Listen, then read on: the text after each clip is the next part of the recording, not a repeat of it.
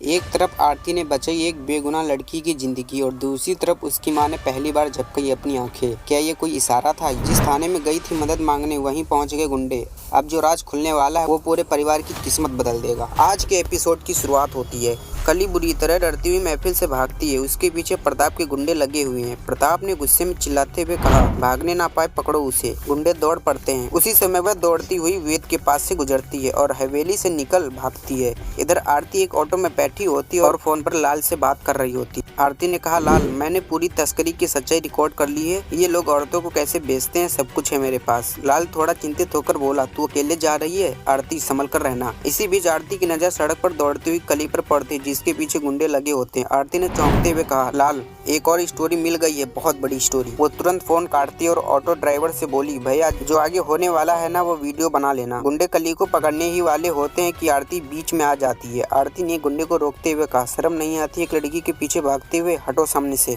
गुंडा हंसते हुए बोला, बहन जी, बीच में मत पड़ो, ये हमारा मामला है। आरती ने गुस्से से उसकी कॉलर पकड़ी और कहा, अब ये मेरा मामला बन गया है। वो गुंडों से भिड़ जाती है। थोड़ी देर के संघर्ष के बाद आरती कली को बचाकर बाहर निकाल लेती है। फिर आरती कली को लेकर ऑटो में बैठते ही आरती का फोन बजता है। पद्मा कॉल कर रही होती है। पद्मा की आवाज आती है, आरती, जरा अंजलि से बात कर, खाना नहीं खा रही, बहुत जिद्दी हो गई है। आरती जल्दी में बोलती है, पद्मा, मैं एक लड़की को लेकर पुलिस स्टेशन जा रही हूँ, वहाँ पहुँचकर बात करती हूँ। इधर आरती कली को लेकर थाने पहुँचती है। रिसेप्शन पर बैठे कांस्टेबल से पूछती है, इंस्पेक्टर साहब कहाँ हैं? कांस्टेबल बेपरवाही से बोला, महफिल में गए हैं, आज छुट्टी जैसे समझो। आरती को शक होता है। वो इधर उधर देखती है कि तभी गुंडे थाने में घुसते हैं। आरती मन ही मन सोचती है, ये यहाँ तक भी पहुँच गए, अब खतरा और बड़ा। वो फौरन कली का चेहरा दुपट्टे से ढकती और धीरे से उसका हाथ पकड़कर थाने के पिछले दरवाजे से बाहर निकल जाती है। पद्मा फिर कॉल करती है और कहती, अभी तक नहीं खाया कुछ, देख ले कुछ कर। आरती गहरी सांस लेकर बोली, मुझे पता है अंजलि मुझसे बात किए बिना कुछ नहीं खाएगी। वो फोन पर अंजलि से बात करते हुए धीरे से गुनगुनाने लगती है, सुंदर मुंदरी हो, तेरा कौन विचारा हो।